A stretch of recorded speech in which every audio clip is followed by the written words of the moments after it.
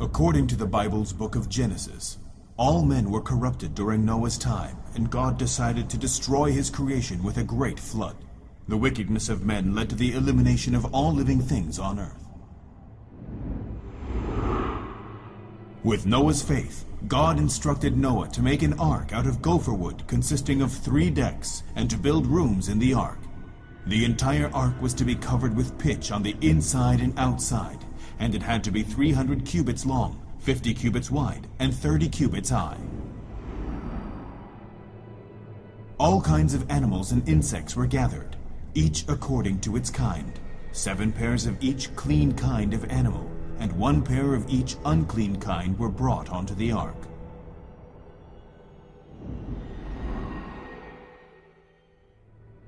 Noah and the animals entered the ark as instructed by God, while the others carried on with their everyday routine and daily lives, unaware of the events to come. Soon, a catastrophic flood destroyed the earth. The ark was the only rescue in this great flood. On the 17th day of the 7th month, the ark rested on the mountains of Ararat, and God placed a rainbow in the sky, vowing to never again send a flood to destroy the earth.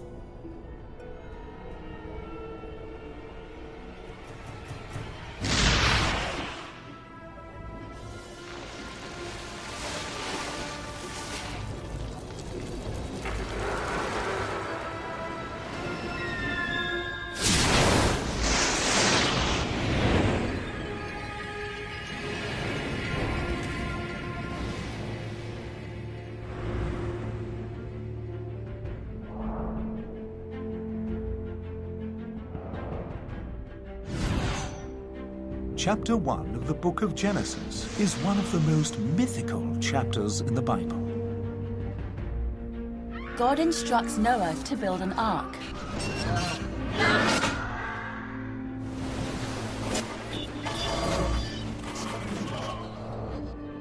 It raises an unsolved historical mystery. The ark rested on the mountains of Ararat.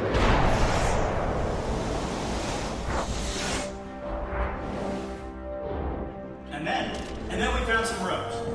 The discovery of a wood fragment is encouraging. In 2009, a stunning discovery in the remote regions of Mount Ararat pointed researchers back to the source of history.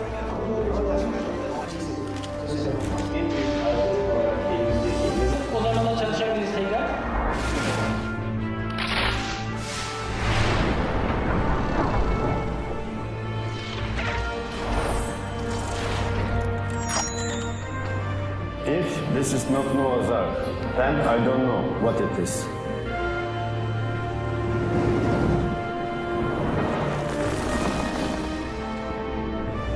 Many people have come here in search of Noah's Ark over the years, but this is the first serious research, and the team found something very different.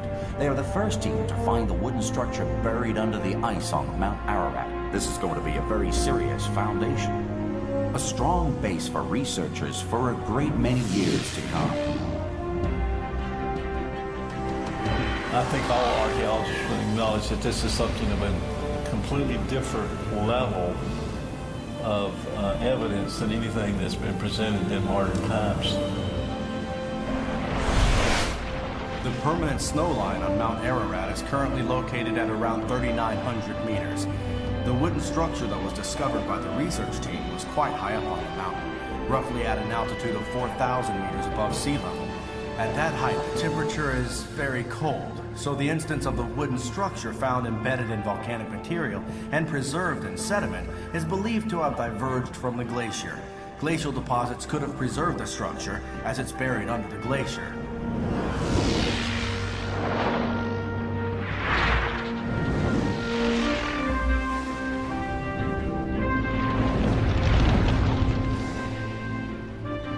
The video footage was very impressive. This discovery transcends searching for history. This discovery is.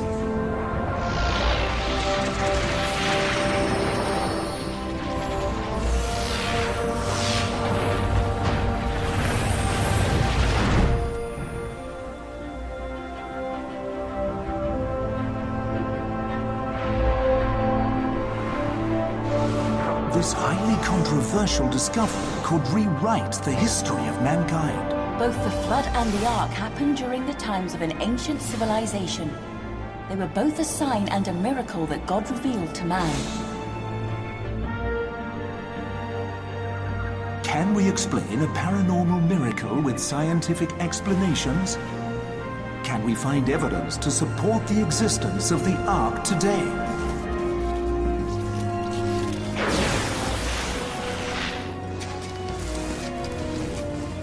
An unprecedented exploration, one unlike any other. 7 years of perseverance on a thrilling mission. In times of calamity, a sign is revealed to us, something that is even more important than the discovery of the ark.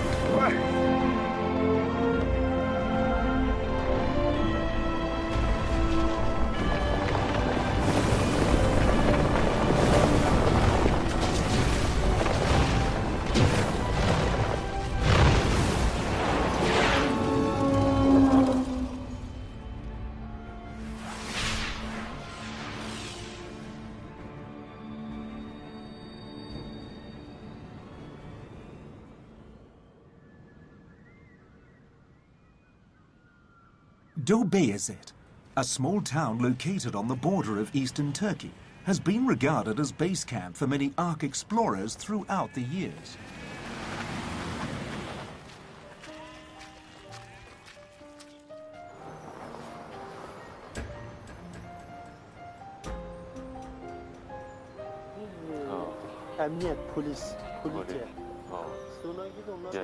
When I think of this 7-year search for the Ark, while it has been adventurous, it has also been a lonely road. Throughout this journey, I feel like an invisible hand has been leading us forward. I still remember my 2004 visit to Dobeyazet. I was there to gather research and film documentary clips for the Noah's Ark attraction in the Marwan Park.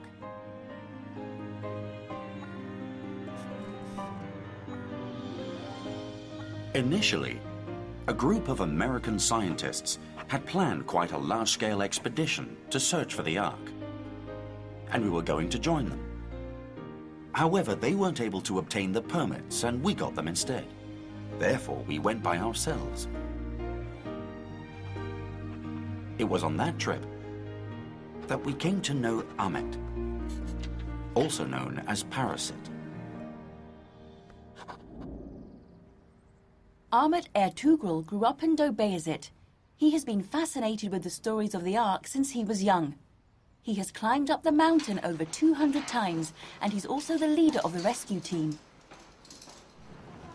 During the peak of the exploration days in the 1980s, explorers from around the world came to Mount Ararat in the summer season to search for the Ark or Ark-related evidence.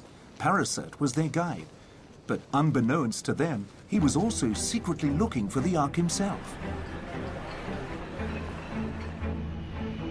In October 2004, according to information provided by the locals, the Hong Kong expedition team went on its first expedition and hiked up to over 4,000 meters above sea level.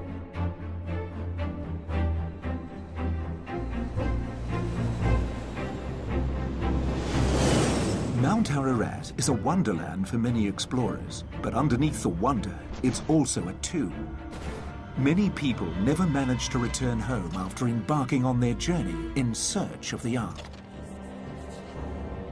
Those explorers who were able to return home safely wrote thrilling accounts about their experience.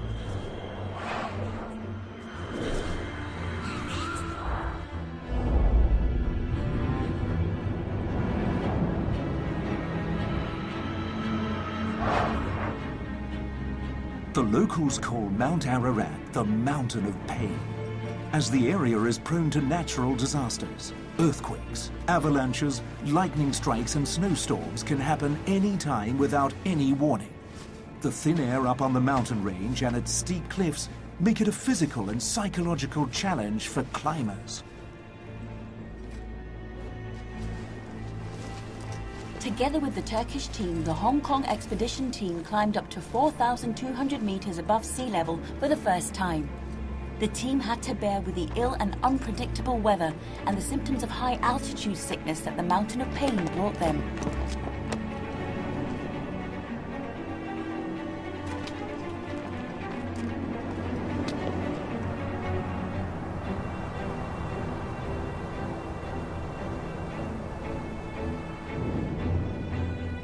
During the toughest times of the expedition, the members of the team were blessed and guided by God. They finally made it beyond the snowline, which was at 4,200 meters above sea level, and discovered something inside an ice cave. The object was flat and nestled in a thin layer of ice. The layer beneath the ice was filled with water, and one could vaguely see a dark wooden substance through the thin ice. However, the thin ice beneath the cave was not able to support the weight of the team, and as the water in the cave was deep, our team, who didn't have adequate equipment, was asked to stop the expedition as worsening weather rolled in.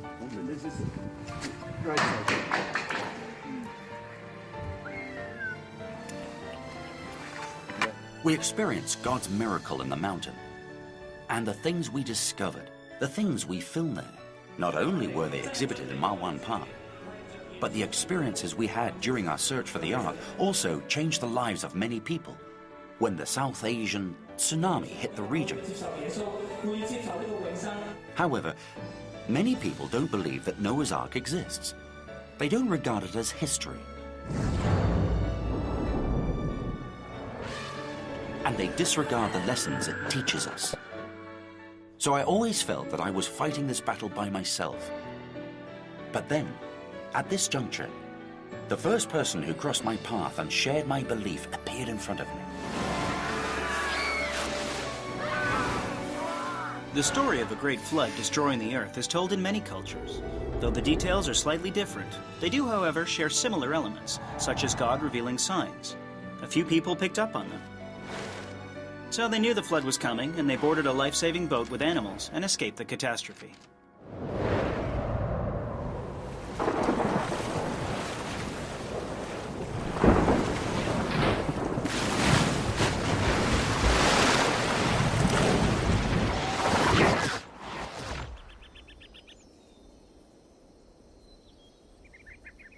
Mount Ararat is located near Turkey's eastern border and is home to many Kurdish people. It also lies close to the borders of Armenia and Iran. Ancient Persians called this mountain Kuinu, which means the mountain of Noah. Ancient Armenians called Mount Ararat Masis Lusa, which means the mountain of the Ark. In modern Armenian language, the term Masis has evolved to mean the mother of the earth.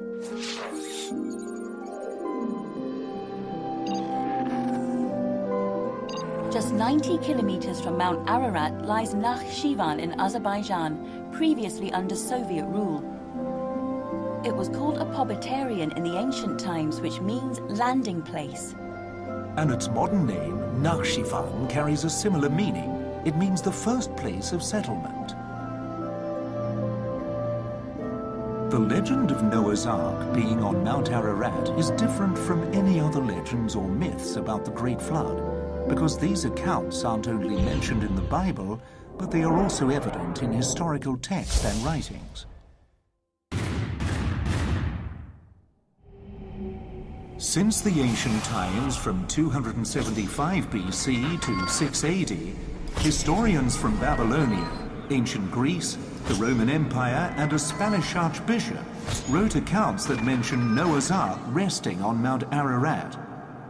All these sources state the existence of the Ark and the precise location of its final resting place.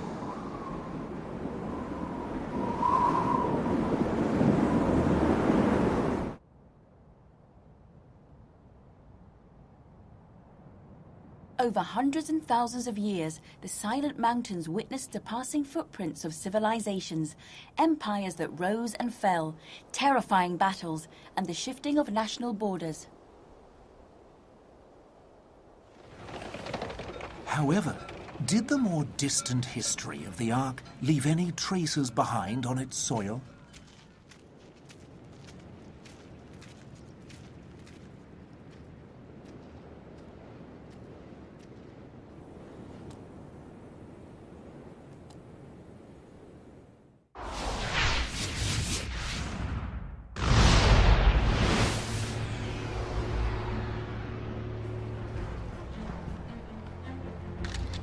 In August 2006, the Turkish expedition team made a remarkable discovery. They climbed up to a cave on the northern face of Mount Ararat, and at over 4,000 meters they found a structure which appeared to be a wooden wall and collected samples. 3 months later, the petrographic examinations conducted by the Applied Geoscience Center of the Department of Earth Sciences of the Hong Kong University confirmed that the sample was petrified wood.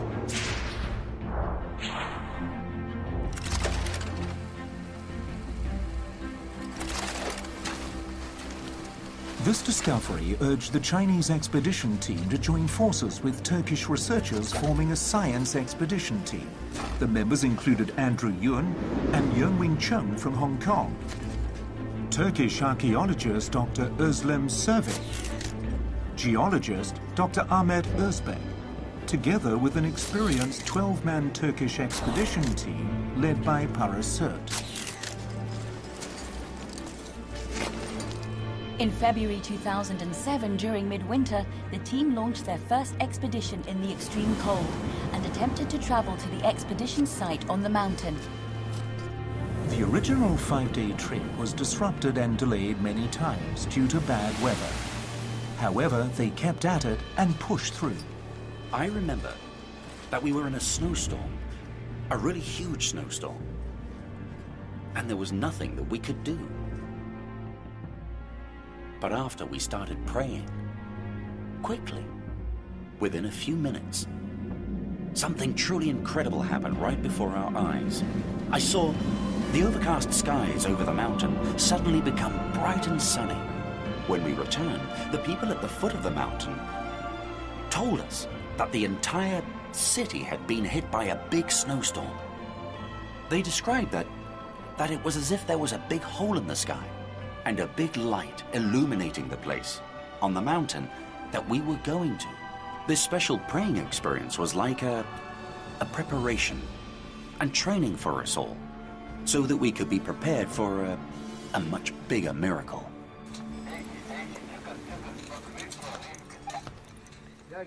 In the end, the team successfully entered the cave where they discovered a petrified wooden wall. The wall measured 2.6 meters high and 11.5 meters wide. The findings of this expedition were highly regarded by the Turkish government. The Hong Kong team was recognized for their efforts and they were permitted to further their explorations. The discovery of the wooden wall was definitely a very significant milestone. But we wondered if there were any other wood specimens. We looked for further witness accounts and continued our search. The locals believe that the ark, which was initially intact, was broken into 3 segments during the earthquake of 1840. The segments were scattered over 3 unknown locations.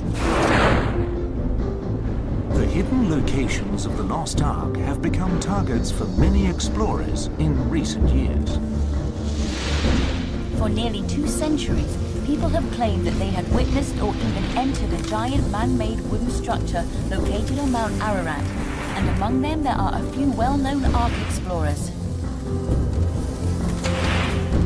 In 1955, Fernand Navarre, a French explorer, and his 12-year-old son, Raphael, climbed up to 4,200 meters on Mount Ararat. He reportedly found a wooden structure buried in the mountain, and he chopped off a 5-foot wooden beam from it. In 1969, an American Ark explorer, Alfred Lee, joined forces with a group of South Pole researchers and traveled with French explorer Fernand Navarre. They returned to the site where he had discovered the wooden structure in 1955. They located the same wooden beam Navarre had found 40 years ago. Wood samples taken from both trips were carbon dated and range from over 1,000 years to 5,000 years old. Ed Davis, a U.S. Army sergeant based in northern Iran, described that a local tribe leader led him up the climb to Mount Ararat. He saw the ark that was broken into 2 pieces, and he passed a lie detector test. After Alfred Lee's detailed analysis, he created a painting based on Davis's descriptions, which appeared to match the structure. However, there had yet to be any substantial evidence. Colonel James Irwin, an American astronaut who walked out on the moon led several expeditions to Mount Ararat in search of the Ark. He failed to find any sign of the Ark. For the last few decades, American explorers have been utilizing aerial reconnaissance and satellite imagery to aid in the search for the Ark, hoping that this technology could help. However, the satellite images have yet to yield any results.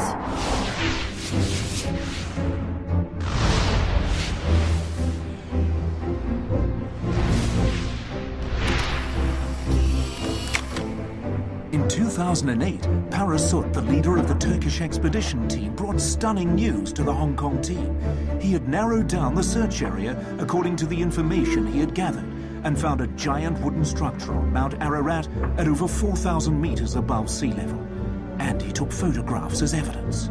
He believed that he had found Noah's Ark. This part here, it looks like it goes together like this. So we're looking in the cycle of the same place, the same project site. Information is very clear to us, and we start to work, and we find some wood in there. My history, they say it's Ark, but if it's somebody history, they say it's wooden house. They can come, they can check what they can see in this high altitude. If someone is at their pastime, they're crazy, they make their houses in 4,000 meters. It's impossible. Those pictures are stunning. The tenons are slotted in. Yeah, I see that. They're unusual. We think that it's worthwhile for us to research. Clearly. But could the photographs be fake? Were they taken on the mountain? The way it's polished, and just the way it looks. Many of the previous discoveries were fake, so we have to send someone to verify. It's very special. I've never seen anything like that. But it was very dangerous on the mountain. People had died from low-temperature syndrome there before, not to mention the extreme snowstorms and ill weather that plagued the peak. Even Parasut's crew was injured during these powerful snowstorms. Parasut didn't think anyone from the Hong Kong team was physically qualified to go. But if that was the case, how could they verify the structure? Their prayers were answered when a vital person miraculously emerged. So my mission is to verify the existence of the structure. Yes, and once confirmed, I will lead a team up the mountain. Okay, got it. Good. Do you know about the wood too? Yeah, I'm aware. He shared a common vision with the expedition team. He volunteered for the mission and was on standby. Though we have a permit to climb the mountain, the place you're heading for isn't on the usual route, and you have to get there quickly so you can complete the mission within a short time. You have to get there quickly. He used to be a physical instructor in the British Army, and he is an experienced mountaineer versed in life-saving skills and abseiling. His name is Li Yufei, Panda. It may not be fully covered with snow, but it may be partially covered. So, Okay. Let's have a look. Because what we looked at back here... In my estimation, I think this mission will be an extremely dangerous one for me. It looks like the slopes are quite steep there, right? So the best thing to do is to verify as soon as possible and then descend. Well, because that mountain is very steep. And also, it's freezing cold. If it's that cold, it might... So, there might be ice? That's right. It might be frozen. So we don't have much time. Yeah. I can make it up to 4,000 meters. No problem. How soon can you set off? I guess... give me at least 24 hours, so I can get all my equipment ready. The big stuff. Thank you. We're counting on you.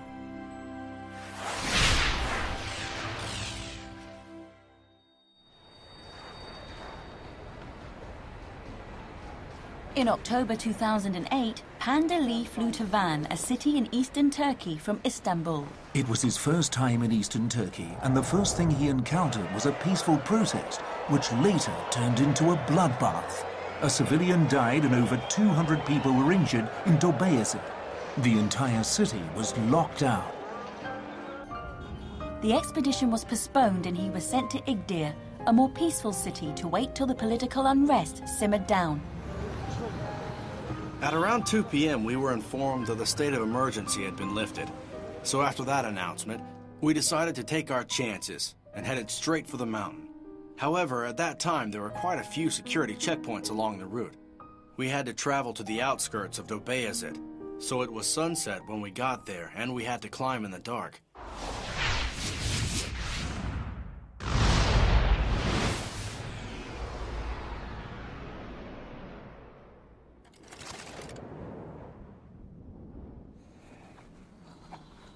Today is October 23rd. When we woke up, it was foggy. That was at 7. At 6 or 7 a.m., it was covering the mountain. Last night, it snowed. But I'm grateful. This morning I said my prayers. I suppose everyone would pray for something like this.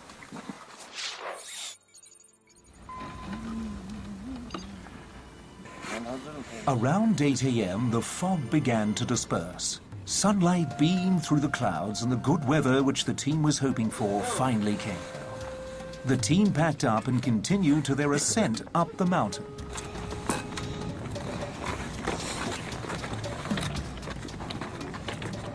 At around 3,800 meters on Mount Ararat, the slopes became even steeper and more treacherous as they climbed. The weather was unpredictable, and at times the team would get surrounded by a thick fog. For safety's sake, they ascended slowly.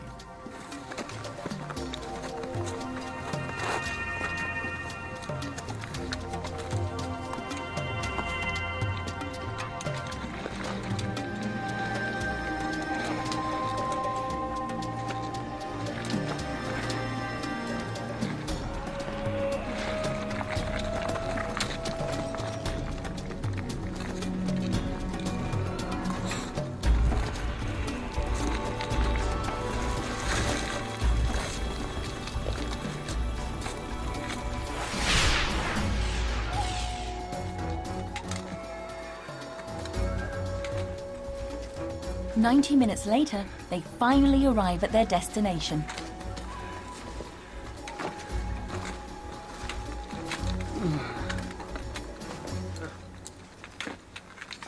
It's wood. It's wood. Yeah. Yep. It's real smooth. See that piece over there? I can't see how far it goes, though. Because it's covered in ice.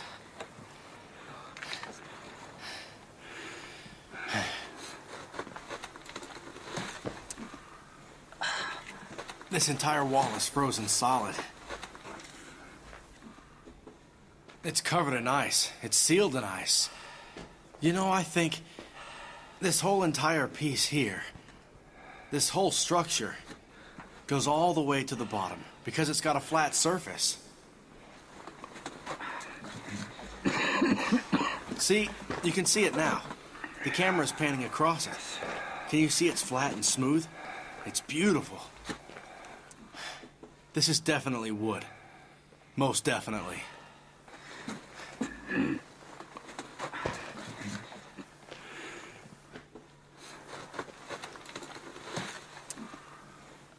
Yeah. Wood. Yeah, it's wood. This is a mortise and tenon joint. This piece here is like what Andrew and the pastor from the Hong Kong team saw in the photographs. It's wooden. It's not a rock. You hear that? Okay.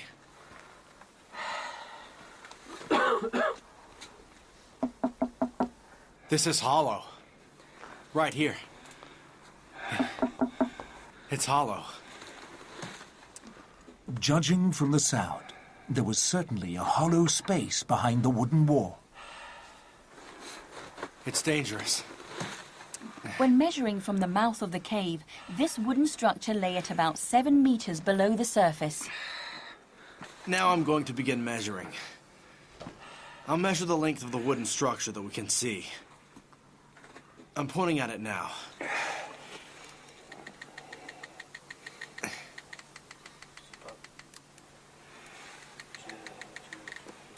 Huh?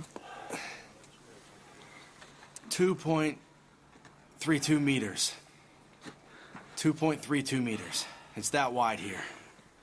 The structure was buried under ice and volcanic rock, which appeared as though it had gathered there over a long period of time. Look out! The expedition team had to be very careful. If the cave were to suddenly collapse, they would be buried alive in the ice and rocks. And so they watched every step they took. This big rock here May fall and block the entrance at any time.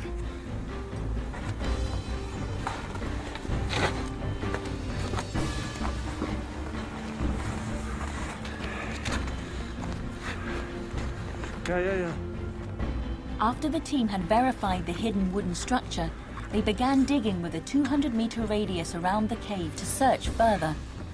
Apart from the discovery of the large wooden structure, there were also wooden fragments scattered all over the site. We're now at 4,100 meters. Wood inside? Oh yeah. We have to move quickly here because it's very dangerous. Be fast. Yeah, okay. Go. As midday drew near, the sun started to melt the snow, loosening the volcanic rocks and increasing the risk of the cave's collapse. The team had to move quickly. Yeah. I'm very far down now. And just out here, those two wooden beams go all the way to the outside. They're about 10 meters long. There are two more, bigger pieces. Just there. But you have to be careful. It's all ice here.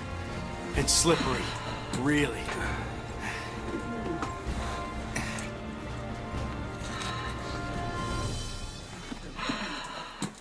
This piece is huge. They said that this piece goes from here all the way to the back. We'll check that fact out later. This is 10 meters long, okay? And this one, I have no idea how long. I hope to see a wooden structure behind this. See, it's wood, okay? It's hollow. Listen to that sound. Hear that? And here's something special. Check out these uneven marks. These marks are caused by scraping with a knife or an axe. It isn't smooth. It isn't polished at all. It's scraped, one stroke at a time. Just look at them. Okay? And on the top, up here, scraped. Okay? Yeah.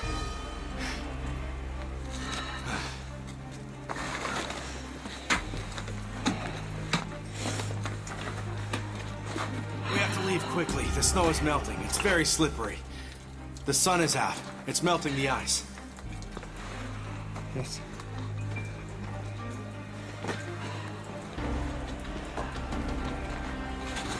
Yeah. Okay. Thank you.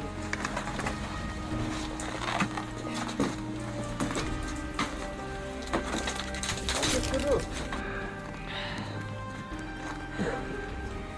The wooden beam protrudes from here. It goes from there, over there, and sticks out in this ditch. I think it's at least 20 meters long. This 4-hour expedition was more fruitful than any other search for the Ark in the last 200 years. This was the first time in history that the man-made wooden structure above the tree line and above the snow line on Mount Ararat was captured on video. It was an exciting result.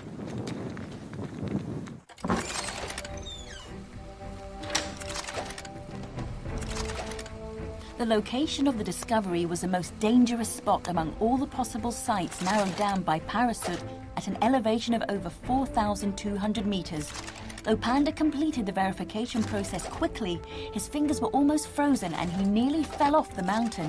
There were echoes when I knocked on the wood. Oh. But it was very steep in there. There was even broken rocks here.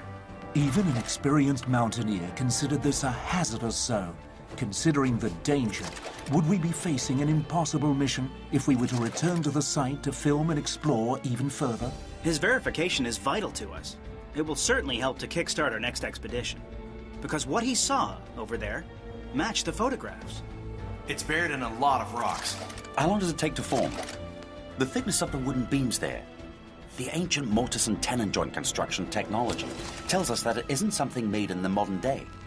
Coupled with Panda's description, he says that these wooden structures are huge. They're wooden structures, and he's analyzed the mountain's conditions.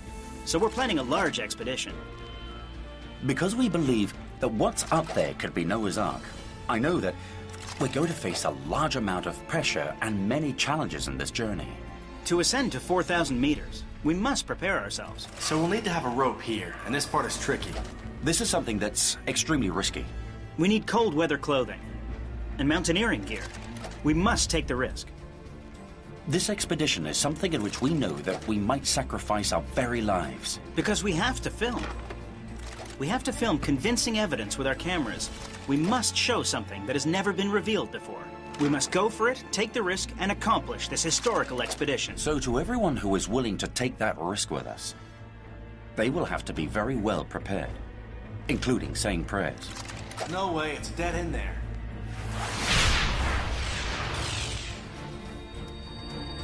This right here is a huge flat area. Right here. The team of this large-scale expedition included Andrew Yun, Win Chung, who had prior experience on the slopes of Mount Ararat, and a new member, the only lady in the team, Fiona Leung. Fiona has been a recruiter and organizer for the Ark expedition and was greatly moved by the process, so she is determined to join the next expedition team and climb the treacherous mountain herself. But you must get used to it. Yes, and are you sure you'll be able to make it? In the beginning, I had to raise funds for Panda's trip to verify the find. And we had to raise the funds within a few hours. I thought it was impossible. But what surprised me was that everyone that I called agreed to help us out and donated money. And I thought, why does God take this so seriously? So I got on my knees and prayed. God didn't give me a reply right then, but he put the thought in my mind that it would be great if I witnessed this discovery.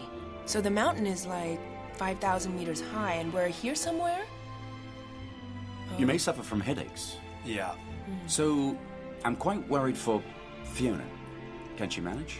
And the thing is that we had the discussion about the possibility of her climbing up the mountain and entering the wooden structure. What are her chances? She was in a car accident and had just recovered. You have to carry it yourself. But after the accident, my shoulder is weak. I can't carry anything. Actually, this arm and this leg, it's a little troublesome. She's afraid of the cold, and she has no mountaineering experience. She wasn't with us on our last trip. That's an issue. But she told us that she was willing to take the risk. This whole pile? The actual environment is exactly like what you see in the photos. And the rocks there are huge. Right. She stands up to the challenge. She's really gung-ho, so we really want to let her have a shot at it. But we don't want to force her.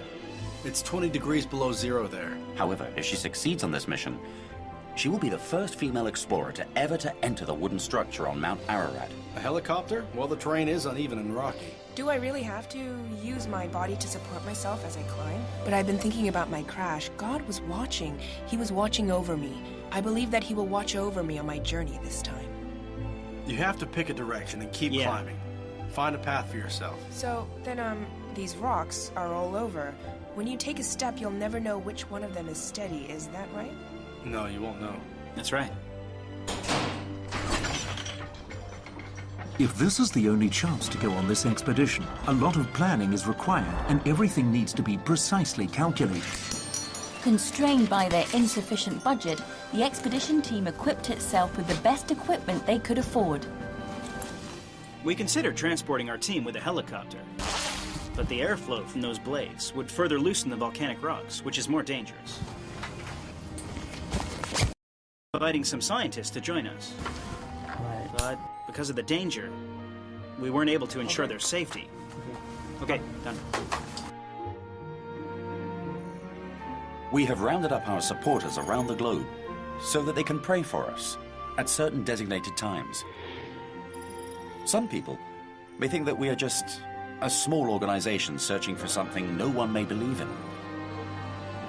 It doesn't matter, because we know that we are after something extremely valuable.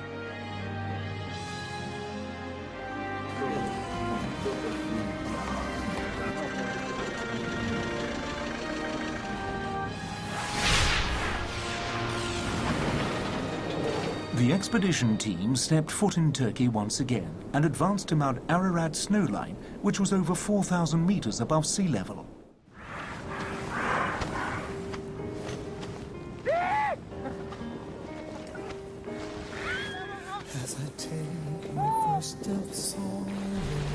But eventually, all they experienced was long periods of waiting. Just hope and pray I'll follow your light has brightly shone. As I face the trials that harm, I may doubt at times if you're still here. I am lost amidst my loneliness and helpless in despair.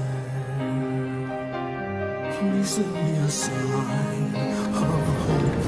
Help me find a way to cope. All these messages confusing me. Open my eyes, let me see. Maybe all the way my path was straight, but please know. The expedition team stopped many times due to unforeseen difficulties. In the extreme cold and after many setbacks, the team placed their faith in God and carried on in the spirit of Him. We'll never be through until my precious faith, it leads me back to you.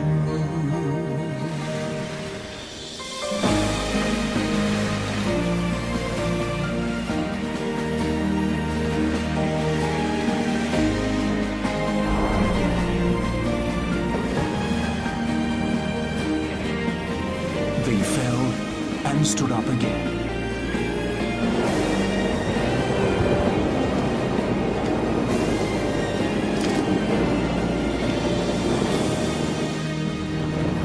They waited for dawn to arrive in the darkness.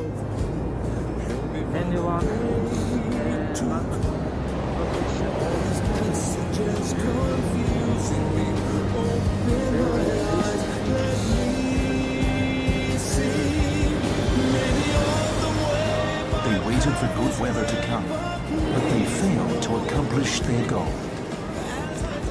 In July, Andrew told me, Fiona, we're climbing up again.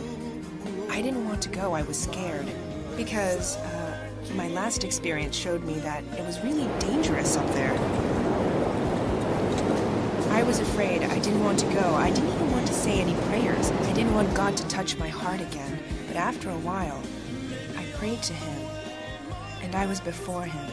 He touched me again, and I was blessed with a vision. I was on my knees, and God put His hand on my head and said, Fiona, I'm sending you to do this now. I cried until no more sound came out. Even though I was crying hard, I replied to Him. I said, I'm willing to go.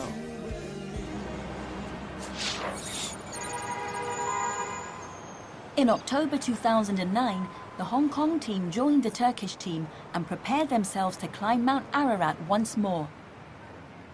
When we were all ready to go, our itinerary was rescheduled repeatedly. In the end, the most experienced mountaineer, Panda, was not able to join the expedition. May the Almighty Lord continue to show us the way, and may this entire journey be smooth and blessed with safe returns. It is really a big hit that Panda can't make it. And we can't transport all the important equipment we prepared for the climb. It can't come with us now. Oxygen cylinders, for instance. And we don't know what to expect from the wooden structure. So in all honesty, we're not too confident.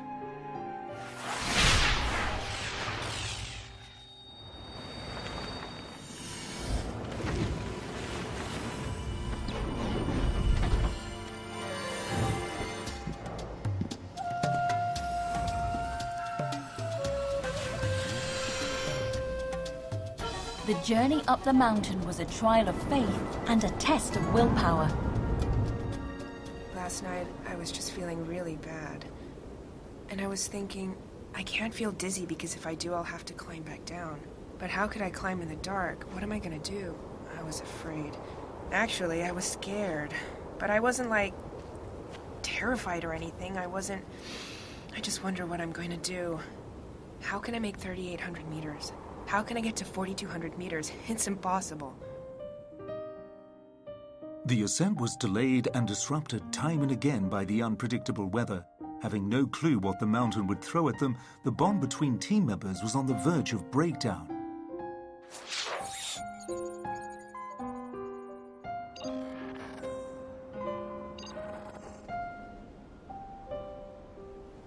Because we've been ready to go for the last few days, we should stick to what we talked about. We stay in groups of 3. You can enter first and study the surroundings. Because we don't know anything about the conditions in there, we have no idea how to film it. What are we going to do? So maybe we want to stay in the original plan. We all go. And as long as we can stay. No, and we don't want it to have any risk. That's it. Number one. You know, it's if we just keep in like for this problem side, we want it for this, you want it to this, it doesn't work. It's coming in my plan. You can go back to your home. We want to stay longer, and we don't afraid, even if we die. No, it's impossible. We don't want it. We can sign. No, we don't want it to bring you to there to kill you. You know, we wanted to bring you to there to see you for the holy places. Well, the bottom line is that I must see it myself. I must witness it and touch it to put my mind at ease. Okay, we try our best and God do the rest.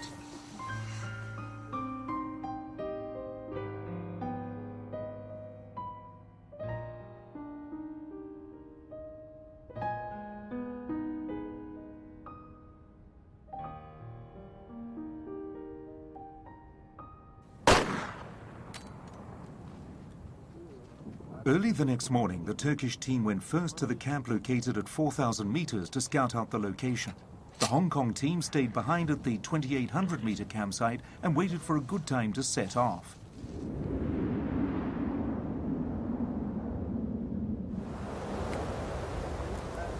The summit and the middle of the mountain are two very different worlds. It had snowed all year long, and the summit was covered in snow. The team worried about avalanches. Back in the middle of the mountain, the Hong Kong team's world seemed to have come to a halt. They had no idea when it would start turning again.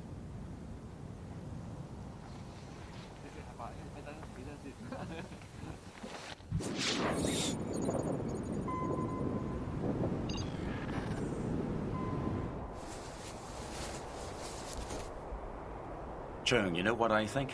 I think that right about now, there's nothing more we can do. Well, if the whole team doesn't go up together, it'll be hard for us to shoot. We must travel together. Yeah. This is the only thing we can do now. We'll send as many people up as we can. As far as who goes and who doesn't, well, that's for God to decide. All we can do is to pray.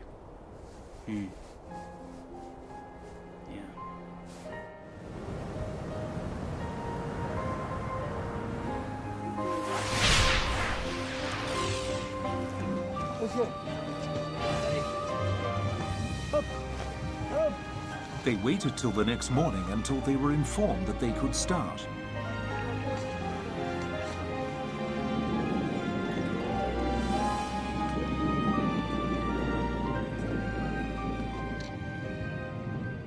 We were standing at 4,000 meters, and I knew that it was the toughest part of the journey, the most challenging part. When we arrived, Parachute asked me, "Do you think you can do this?" At that point, I knew one thing. They would take me up there because they were professionals. But I had no idea what 4,000 meters above sea level would be like. I knew nothing about high-altitude sickness, and I had no clue what the most dangerous steep slope made out of volcanic rock would be like. So I replied, "I believe in you." To my surprise, Parachute said to me, "You must believe in yourself." And then suddenly thought to myself, I thought, believe in myself? How can I believe in myself? No, I have to believe in God. Without any doubt, I believed that God would be with me. I finally arrived at the volcanic rock zone. During the ascent, I couldn't help but notice that some of the rocks were as tall as my waist, and some of them were very loose. I had to put my feet between the gaps in the rocks to pull myself up. It was the only way. For every step I took, I told God, "Jesus, I know you are with me. Jesus, please don't leave me alone by myself. Jesus, I can only carry on with your help." I am grateful that I thought to pray as I ascended the mountain. The most special thing was that it didn't rain or snow that day. If it had rained or snowed, the rocks would have been slippery and I couldn't have made it to the site. I'm very grateful that the sun was out that day.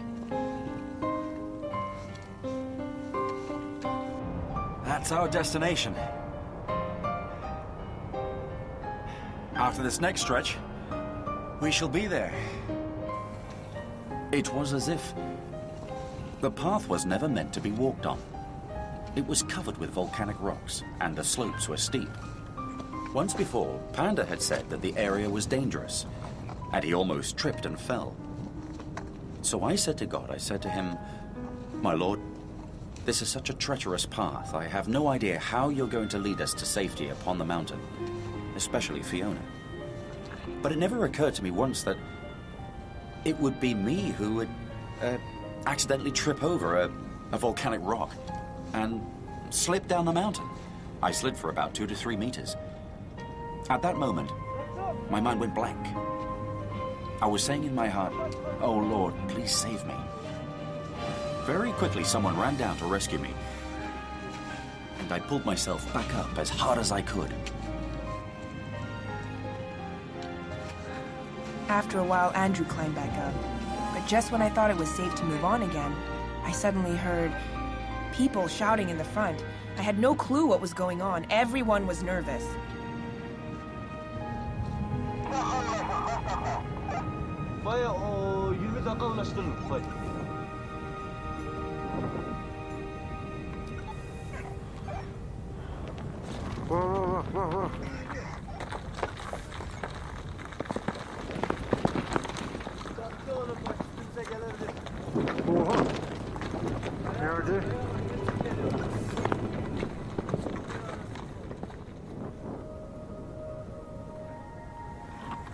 Before we started trekking, I knew that big rocks may fall from the mountain at any time.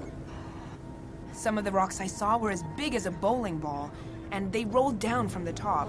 Occasionally, you'd hear some of the team members even yell, "Are you guys deaf? Can't you hear me? Step aside quickly!" At that time, a huge rock was rolling down towards Chung and Phi. If they didn't manage to dodge it, they might have been injured. Under such a chaotic, intense atmosphere, I really couldn't think about anything much.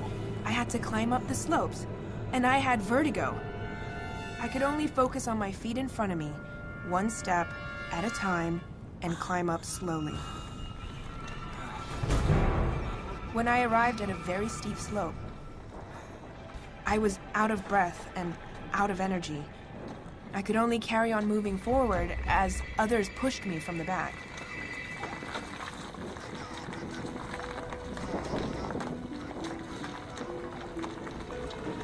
Taş geliyor.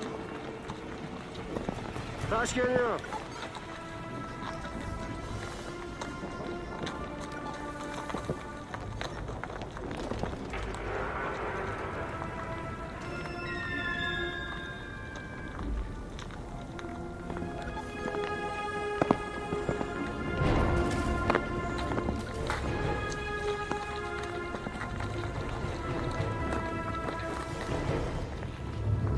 Tamam, biraz gelin.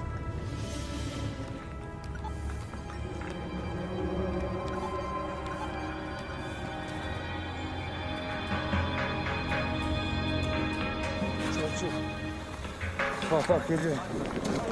Oha.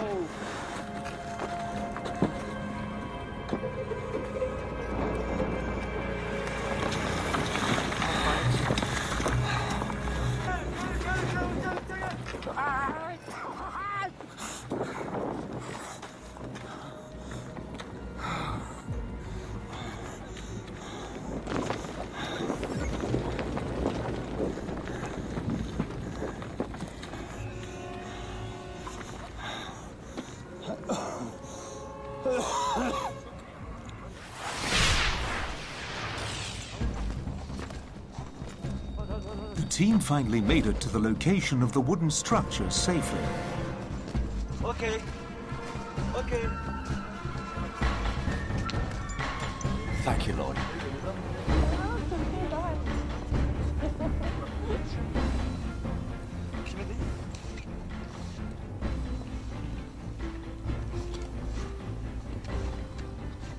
Members of the team entered each space through different openings.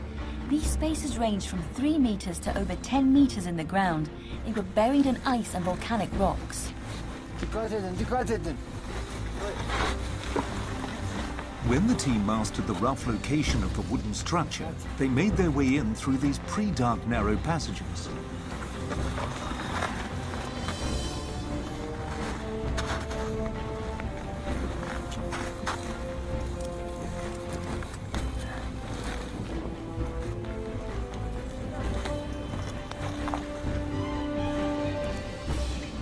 This is the opening that we're going to go in.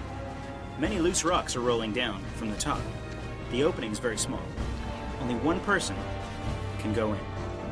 Our cameraman Phi has gone in there, and we're entering one by one. It's dangerous because it's hard to breathe.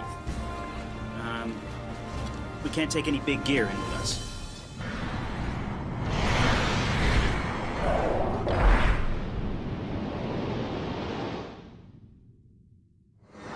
Mehmet sen de inebilir misin? Mehmet. Sen de inebilir misin? Ya? Yok. İneyim. Yok ben bunu indireceğim. Sitting. Sit. Rotate. And.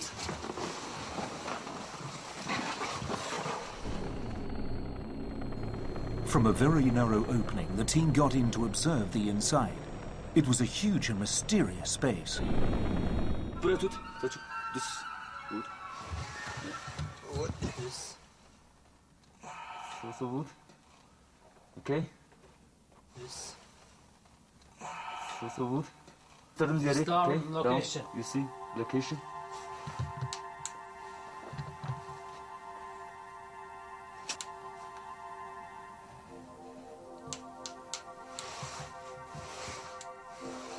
Ice covered most of the area, yet it was obvious that there was wood beneath it.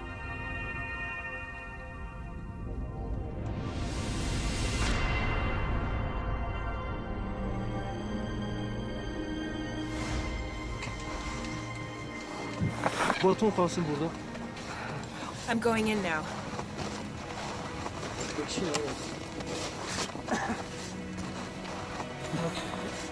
Be careful. Okay. In a rope. Yes. Don't worry, I'm here. Yeah, just come. Okay. With limited time and cramped conditions, the team entered the first space. From what appeared to be a very small and narrow cave from the outside, it was revealed to actually be quite big inside.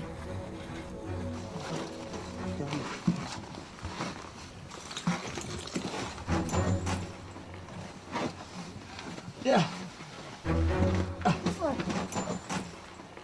Okay. This. Yeah. 자, 죽어줘. Ben alıyorum. Okay. Okay. Can I go down? Yes. Okay. Yeah. Welcome. So, I've now entered the inside of the wreckage of Noah's Ark. I can see right here, a wooden staircase. This is a wooden staircase. Can you hear that? It's the sound of wood. Uh-huh. And, yeah, now everyone, let's look up. Up here. Can you see this? Here's a wooden beam. Over here.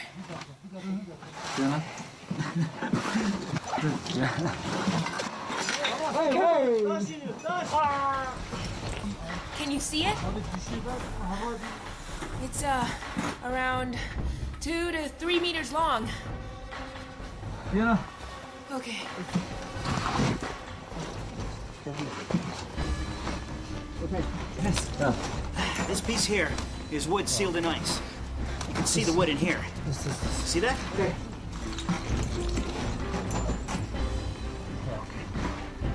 This.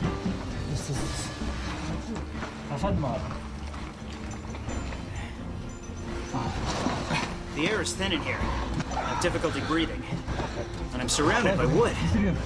Yeah. No, it's so hot, you know. Yeah. Okay. You come here, Adam.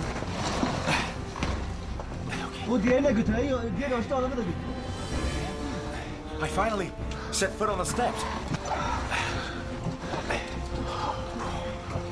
Yeah, I can see it. Yeah.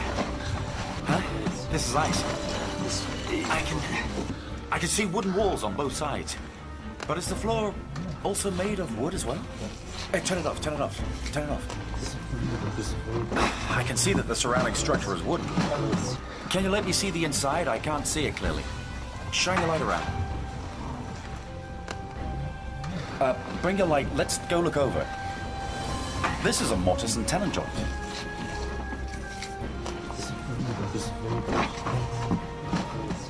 I believe this is the inside of the wooden structure of Noah's Ark. This may be one of the rooms, and I can see the tenon joint. I see two walls on each side, and there's a wooden beam across the top. What I'm touching now is a wooden beam. It matches the Bible's description, but this is only a small part of it. We have to explore further, but it's very dangerous. And there's not enough air, so we have to go back up. Okay?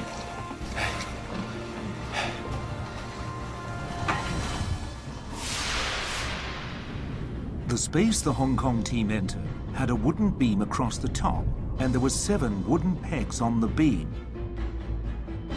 All right, it's work. Yeah, work. Okay. The team measured the wooden stairs to be 2.5 meters long. The floor was slanted down.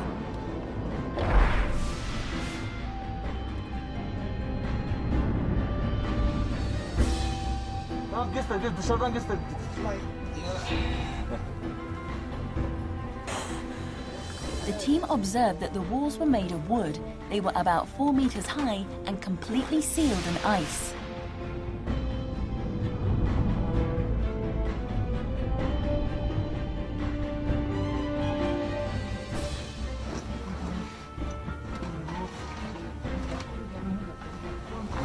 Dangerous. You can see. What? Yeah. Why? The space became narrower towards the inside. A log of wood and some rope were found at the end of the room. Because then we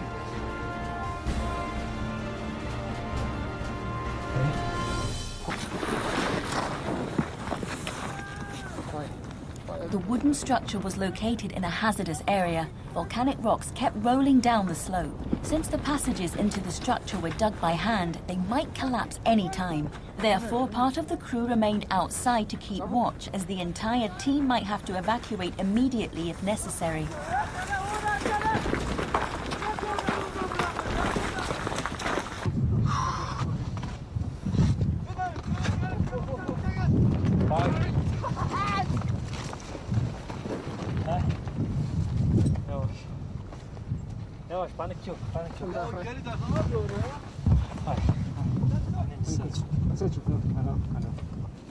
We have to be very cautious because there's a lot of loose rocks, and they roll down here. Whenever the rocks fall, our guides yell to caution everyone else. At one point, we had to hide behind a very big rock, just to be safe. If this is the Ark, it would be covered and buried by lots of ice and loose rocks. But those spaces are really hard to go in, because they're sealed. Sealed up tight with a lot of ice and rocks.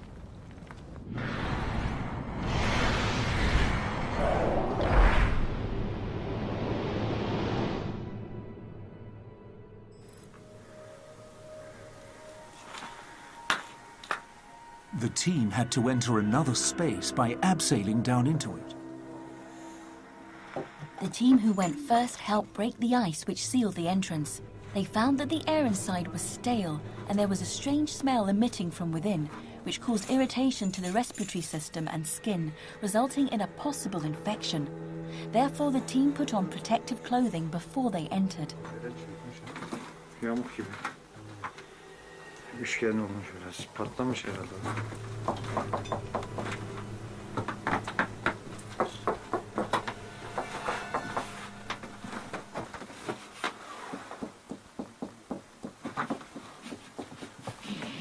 Inside this space, the floor and wall were certainly made of wood.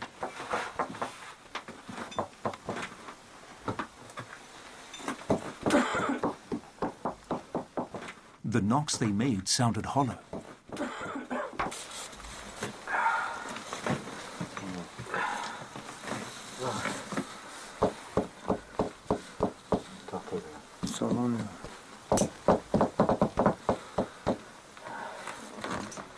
The floor was covered with tiny white pellets. The team couldn't tell what they were at the time of exploration. What were they? Could they have been left behind by people who had previously gained access to this room?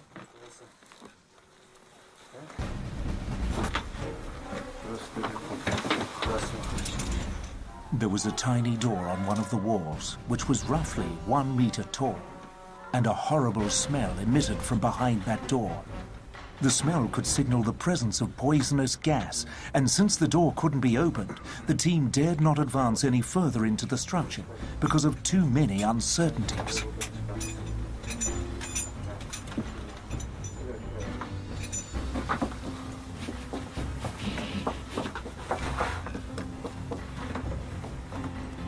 The walls were tilted slightly, and they had a gentle curve inward. A broken container was found on an inverted triangular platform built in one of the walls. The wooden platform was 1.3 meters high, and it seemed very sturdy. It was strong enough to support a person's weight.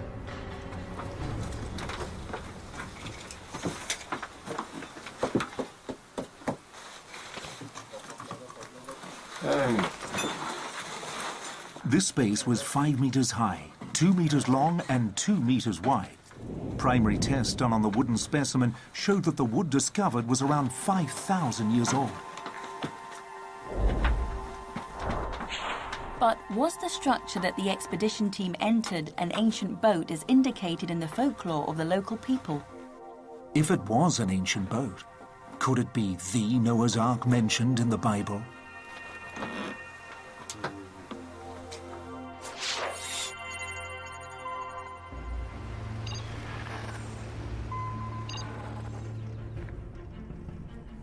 Dr. Joel Klenk, a zooarchaeologist who graduated from Harvard University and who has also studied classical Hebrew and prehistory. Proving something that happened during ancient times is impossible. Academics can only trace it back to the source and look for reasonable explanations. As an archaeologist, you look for deductive reasoning. You don't want to take, say this is Noah's Ark and try to prove it. What you try to do is you try to look at all the different types of options, and then you look at your data, and then you say what option best supports the conclusion that you're trying to make. Reviewing the history of Mount Ararat, there were 4 main types of architecture on the mountain, including residential houses, religious establishments such as churches, monasteries and temples, shelters for farming animals, and military installations.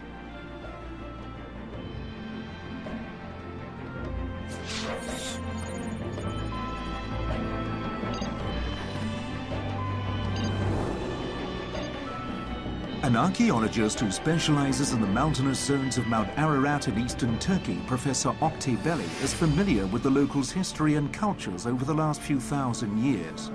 He pointed out that the area had a shortage of trees and wood. Most houses and churches were built with what was available, mud bricks for instance, and only a small amount of wood was used for support in these constructions. Most buildings were built in the lower parts of the mountain, and the small amount of wood that was used in old houses or churches had decomposed a long time ago. None of this material was preserved. Dr. Joel Klenk's analysis on the wooden structure found that the structure was in no way similar to ancient religious architecture. For instance, there was no evidence of an altar. When you're looking at major architecture, even from prehistoric or early historic times, I mean, you come to mind the pyramid or the ziggurat or the Migdal temple, or it's a tower temple.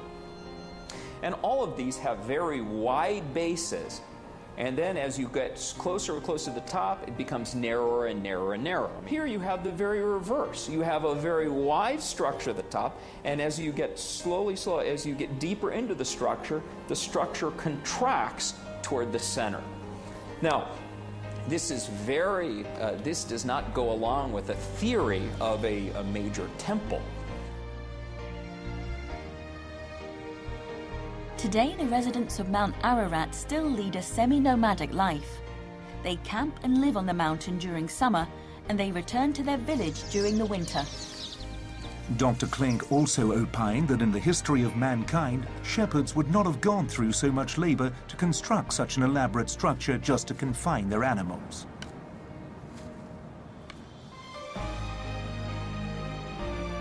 Normally, what shepherd structures are they're shallow pens encased with a fence, or they take part of the natural landscape, they put it in a cave, and they don't line the cave with wood in the form of an oblong structure. No, they just pack the animals in there, they cover it with a slight fence, and then they keep the animals there. So to claim that it's a shepherd's hut or shepherd's pen is just is ridiculous.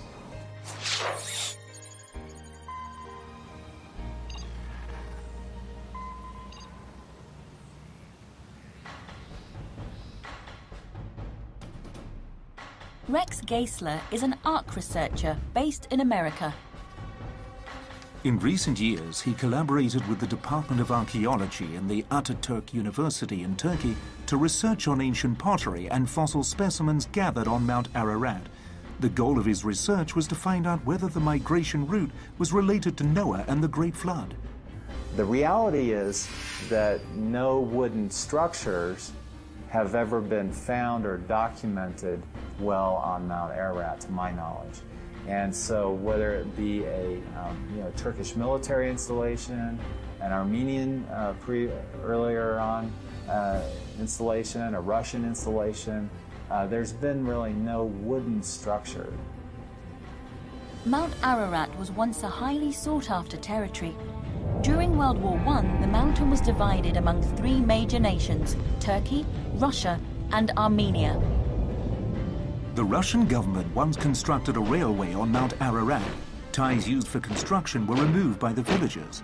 For practicality purposes, Russian military installations were built below 3,000 meters. Now, in regard to an installation higher up on the mountain, the Russians didn't tend to go up, that high all the time. And even if they did, it'd be difficult to communicate, to their comrades unless they were using like a smoke signal. Through rational analysis, the chances of the wooden structure being a house, church, shelter for animals, or military installation were discounted by both archaeologists and an experienced Ark researcher. The only reasonable explanation of the wooden structure discovered on Mount Ararat is 2,000-year-old historical literature and the descriptions of Noah's Ark in the Bible.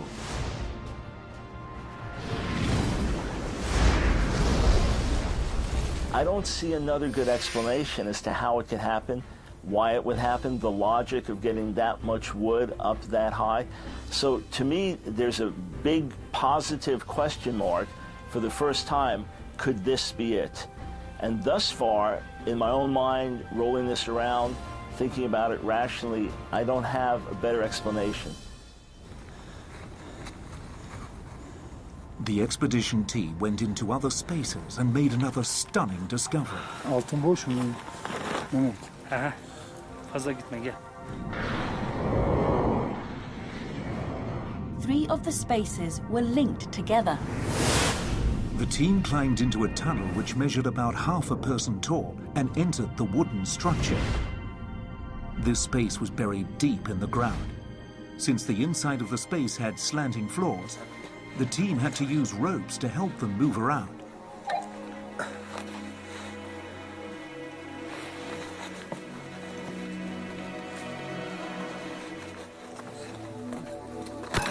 At the entrance of this space, a very wide wooden staircase was found. Up to this point, they had found several stairways in the wooden structure. Each of them had different measurements and dimensions.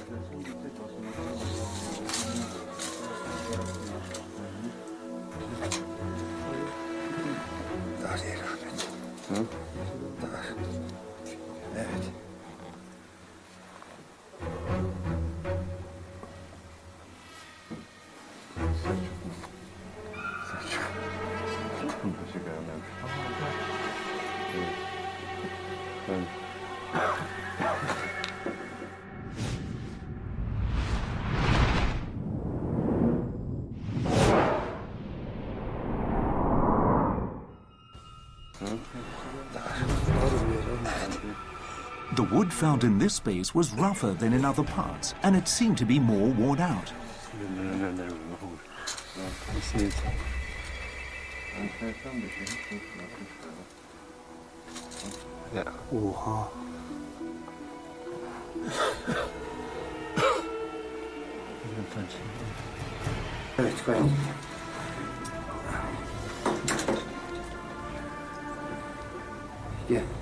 From this space, the team entered another chamber through an opening which was about 1 meter by 1 meter.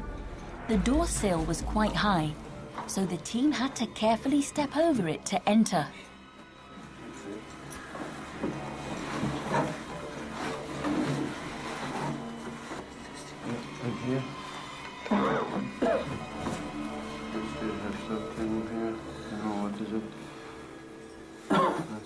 This space was shaped like a large wooden box. Okay.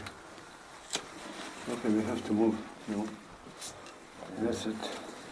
Thank you. Yeah. There was a wooden beam on one side of the wall, and there were wooden pegs on it. That's it. That's it. Tell me what we do. That's no.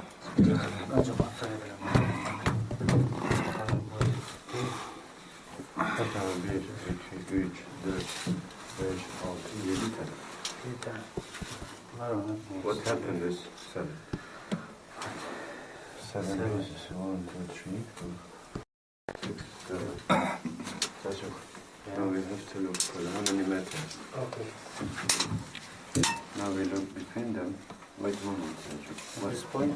Yeah, just give me an example. 17. 17. And 17.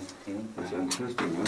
Everyone has a 17. The theory was that the leashes on the animals were tied to these wooden pegs to confine them to the space. Perhaps a sort of stable or animal pen. 42. And where is it also?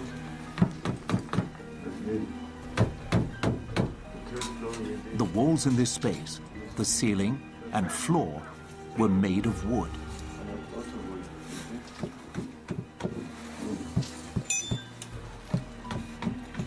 The wooden surface was uneven, as if it was cut by an ancient stone axe.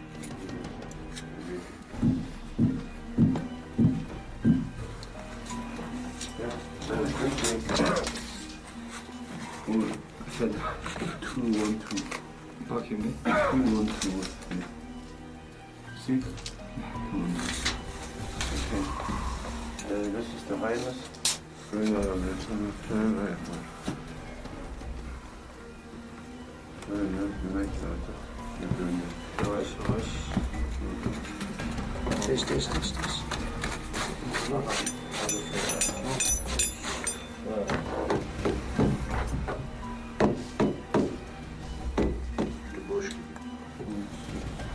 There were pottery pieces on the floor.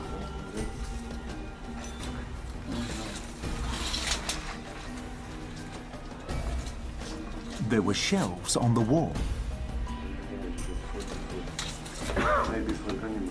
Yeah, we get food and something. Yeah, what is it? Sorry. And here?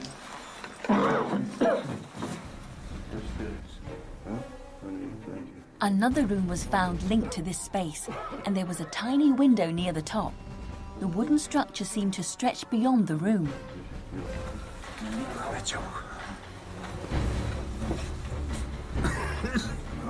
The team found another wooden staircase. At the top of it, they found that there was a trapdoor on the ceiling. It doesn't open. It's not opening. I need time to open. It's going for the third floor again. As we see, yeah, same. But it's, we have to, next time we have to open these few things here. Then we can go up. I feel like see. Now is it full? You can see now. Look.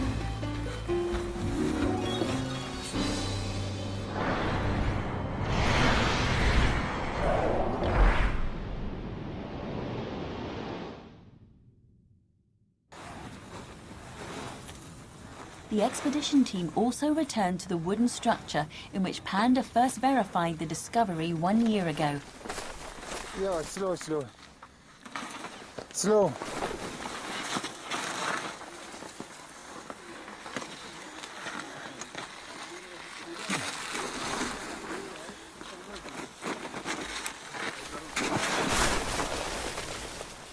It had been a year, so the surroundings had changed. Most of the wooden structure was frozen in ice again. This is the place where Panda was last year. It looks completely different. It's covered in ice. The opening has become quite small. I can still see the wooden wall. This is exactly what Panda saw. This wooden wall covered in ice right here. That's the one. It was quite dangerous when I came in here because those rocks, they could fall in from the top.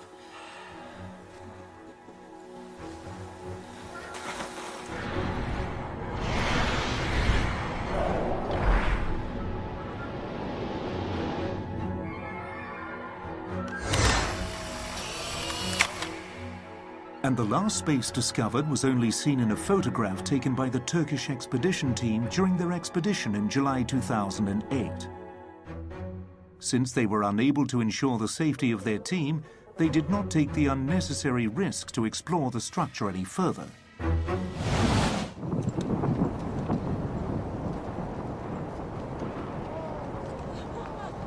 They had accomplished their difficult mission and returned to the campsite. The team was excited, touched, and extremely thrilled.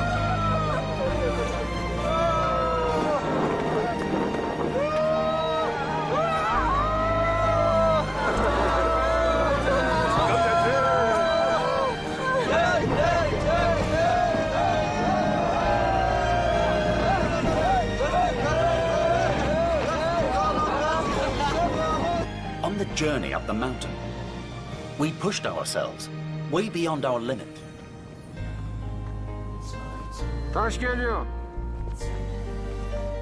The whole process was rushed. Halfway up, I almost fell off the mountain. I could have injured myself then. But our entire team shared a common belief, which guided us onward. Thank you, God. Yes, for leading us the whole way. Thank you. Thank you, God. We must remember this experience. I can really feel, yes, the power of God. It wasn't easy for God to lead our entire team. Yes. We couldn't use a lot of our equipment we took with us.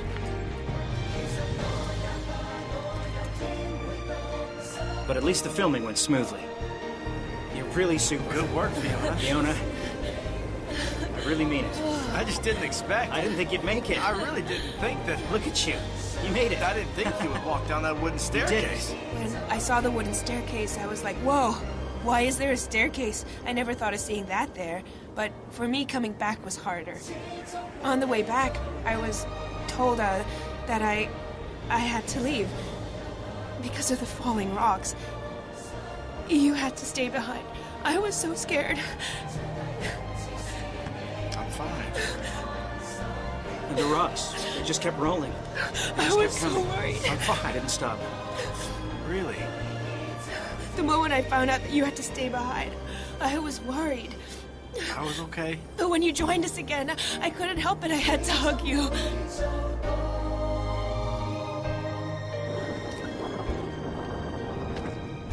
Though it was a dangerous journey, for everyone, we all made it home safely.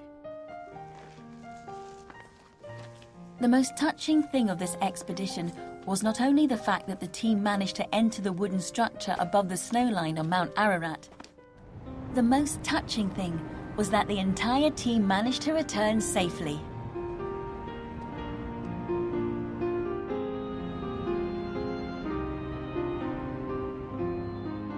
I had difficulty breathing, and I could only carry on because of God. Yes.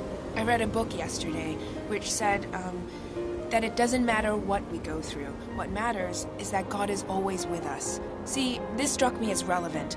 So when I was walking just now, I told myself that I was going through this. I'm experiencing it and walking through it. But if God wasn't by my side showing me the way up the slope, it would have been meaningless. This time, I wasn't able to join my team.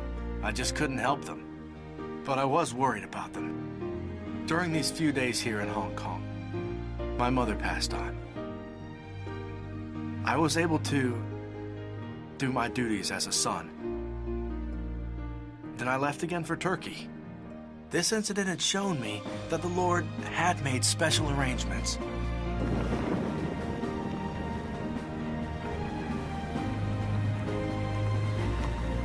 Seven days later, Parasut arranged for another trip for Panda Lee to ascend the mountain, during which he accidentally discovered a deeper space.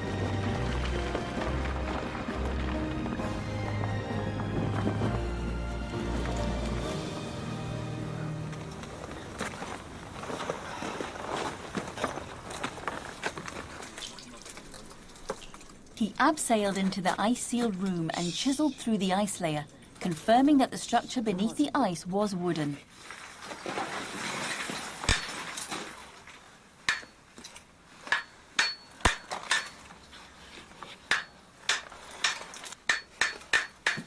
The ice layer had formed over a long period of time. Judging by the thickness of the ice, the wooden structure had been frozen for a long time. Push. Because of the melting ice, the ground was very slippery. Our cameraman slipped and fell and slid all the way to the bottom of the wooden structure. Okay. It's very slippery here. All right, I'm filming now. He fell down there. Be careful.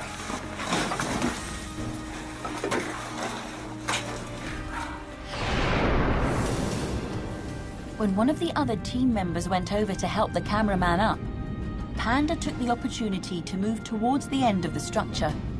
He was shocked to discover a huge wooden wall that extended down to the bottom about 6 meters away from him. The entire wall was about 10 meters high.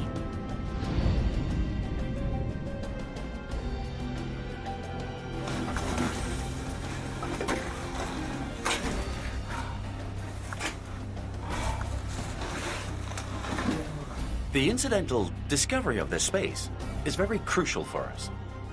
It tells us that the wooden structure up there is truly massive, and that within there are more spaces we can explore.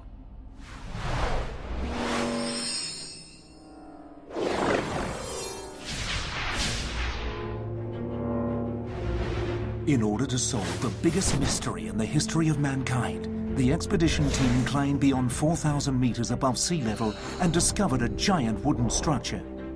The discovery seemed to match the descriptions in literature and eyewitness accounts. Officials of the Turkish government and cultural ministries highly regarded the significant discovery of the Hong Kong team as being the first team ever to document the entire discovery on video. In 2010, officials of the Turkish government made a trip to Hong Kong and jointly announced this discovery with the expedition team. A mutual agreement of further cooperation was signed, and the Hong Kong team members were recognized as honorable citizens. After various press conferences in Beijing and the Netherlands, many experts and high-ranking Turkish government officials had volunteered their assistance on future expeditions and further Ark research. The search for the Ark touched many people on different levels. Many sharing meetings were held in China, the United States, Malaysia, and Hong Kong. The heart-lifting experience, inspired by miracles, changed the lives of many.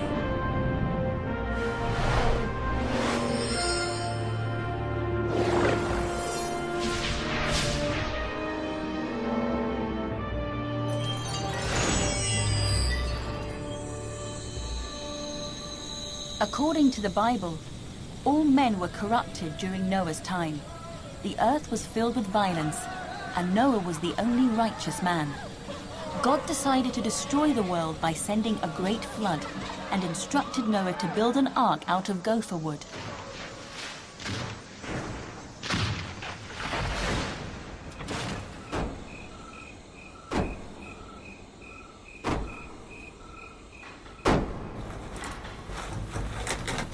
Further analysis of the discovery showed that the wooden structure was built using typical shipbuilding techniques and design, including inclined walls that became narrow at the bottom and built-in shelves. You have compartments, a series of compartments to store different goods.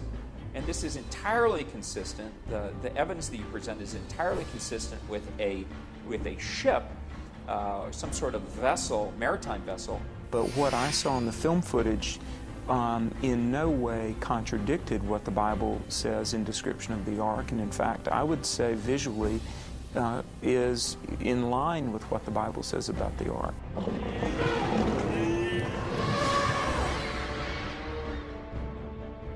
Some of the walls on the wooden structure were certainly covered in a substance, just as the Bible says, to cover it with pitch on the inside and outside. The wooden structure is made of spaces or rooms, just like what the Bible mentions, to make rooms in the ark. The wooden structure was confirmed to have 2 levels. There might be another level above it too.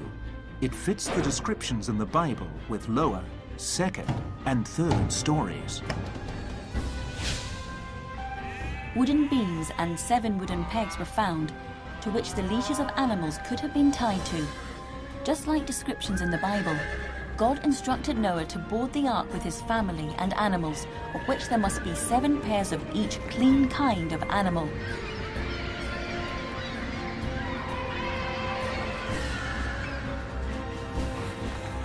The wooden structure was built in a unique manner with tenon construction instead of metal nails.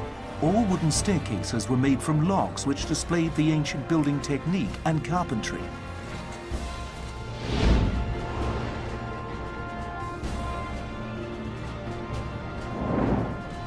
The discovery of the wooden structure on Mount Ararat stunned the world, causing drastic discussions and debates. Behind the discovery, an unprecedented revolution may take place and change people's understanding about the beginning of the world.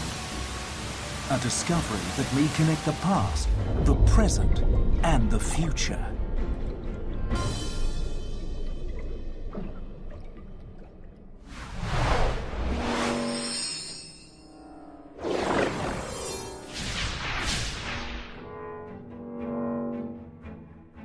The significance of the discovery in eastern Turkey is, if things bear out to be true, would be one of the greatest archaeological discoveries of the 21st century.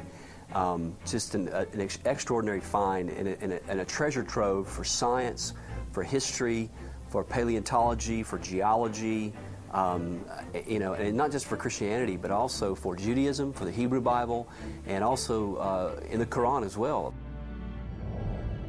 The birth of Earth. Its experiences in the past and its end in the future may be rewritten. The beginning of mankind and their final destination may have to be explored from a new angle.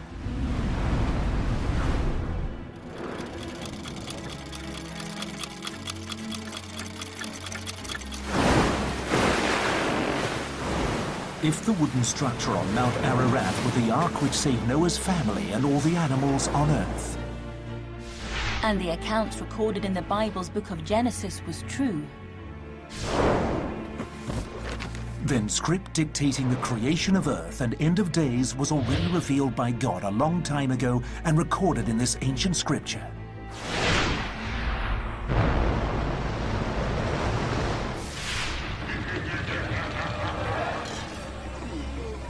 In the days of Noah, everyone was eating, drinking, marrying, and consumed with violence until the day Noah and his family entered the ark. All of a sudden, a great flood flashed forth with great force and washed away all living things, leaving them completely destroyed.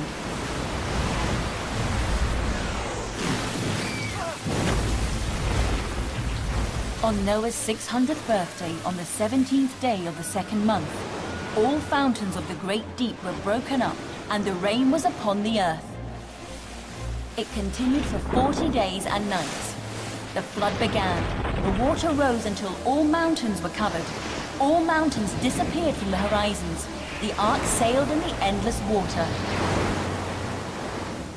This discovery, should it be turned out to be the ark, which I believe that it is, it ought to be a reminder to our modern world that God will judge the world. That may not sound very nice, but that's the truth, and I would rather have the truth than a lie. What sins did the people commit back then? Why did God have to send a great flood to cleanse the earth? No one knows. However, the ark and flood are revelations from God. Today, the disasters that are surrounding us are actually revelations from God. He needs to reset the world through apocalypse. 聖經新約馬太福音記載，挪亞的日子怎樣，人子降臨的日子也要怎樣。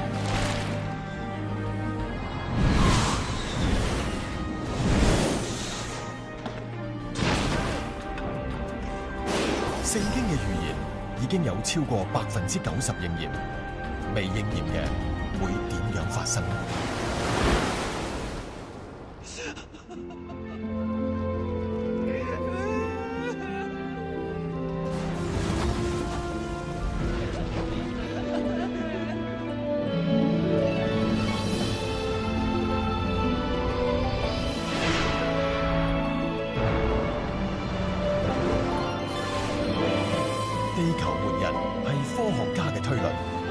毀滅性嘅情節會點寫呢？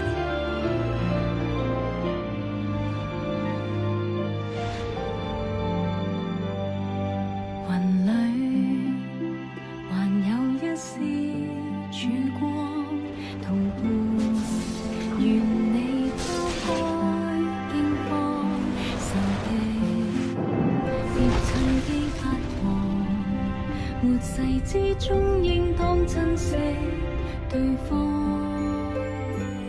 城市情節開始發生，原案就像你所講逼真，人類在壓力浩瀚，想找不到的至親，但讓愛是眼淚，別灑於廢墟，凝於雙眼，遠望無限個後裔。若願是畏懼，就徹底粉碎，平安因有信仰還在，仰望誰？唯願活在末世，心境平和，不要害怕，如全地開始動盪。我在你內，成為被愛的寶貝，經過行劫，這美麗還在。容我感激你啟示我。冇人確實知道地球末日嘅劇本，但今日日本嘅大災難帶嚟今世代一個好重要嘅啟示。處末世，這快樂還在。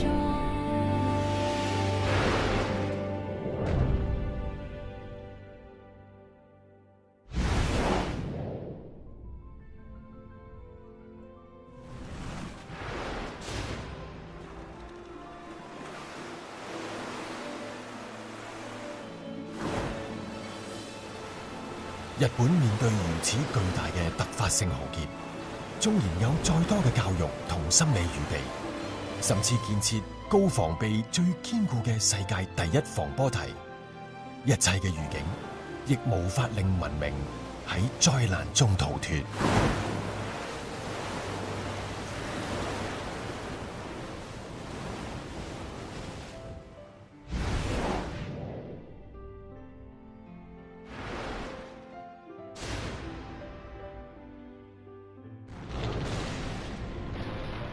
科學家更認定，而家係地震最高嘅活躍時期，連鎖反應帶嚟嘅極強破壞，絕對無法預估。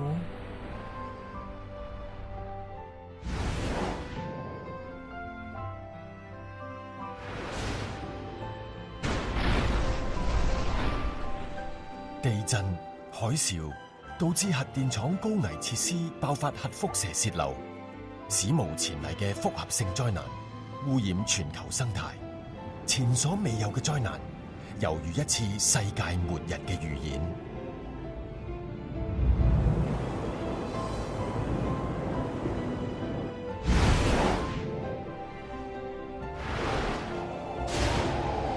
核輻射擴散帶嚟生態巨變。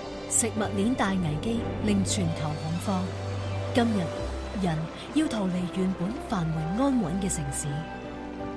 聖經預言將來有相似嘅末世現象。那時在猶太的，應當逃到山上；在房上的，不要下來拿家裏的東西；在田裏的，也不要回去取衣裳。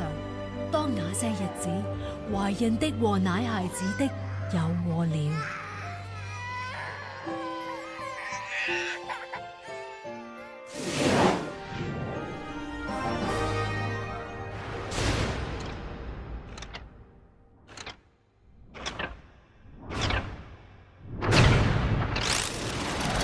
不過，一切可怕嘅經歷都唔會令人類醒覺。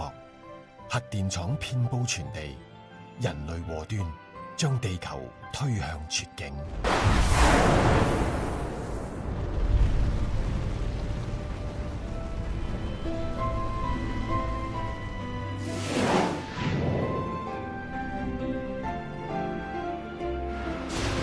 今日人類所作嘅已經去到無法扭轉嘅慘況，比上古時代更為嚴重。就好似今日，全球各地嘅核設施同核武器都唔能夠用水可以清洗，係唔係要好似聖經預言所講，要用火去消滅淨盡？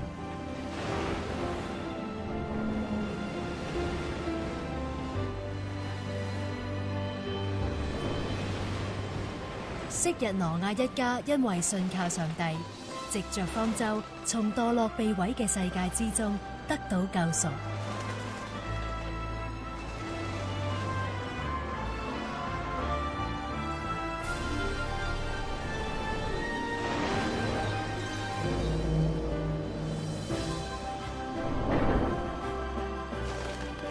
方舟與洪水嘅記載，並唔係停留喺毀滅，而係生命得到拯救。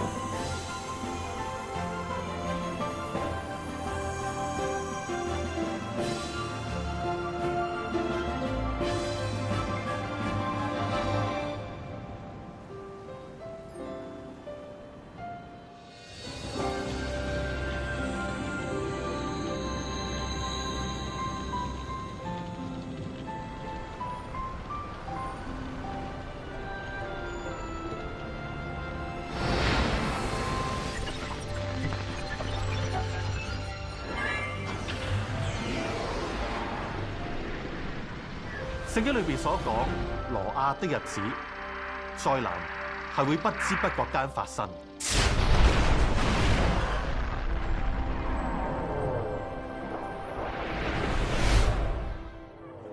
其實冇人可以預測到末日會幾時出現。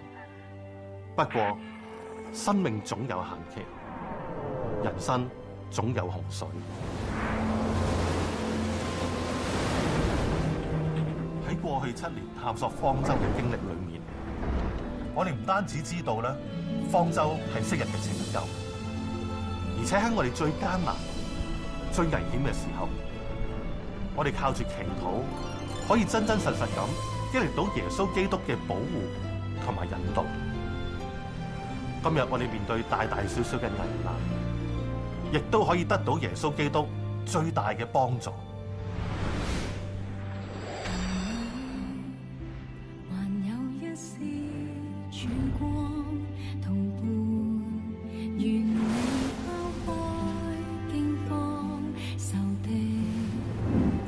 趁機發夢，活世之中應當珍惜對方。城市情節開始發生，原來就像你所講的真，人類在壓力浩瀚，想找不到的至親。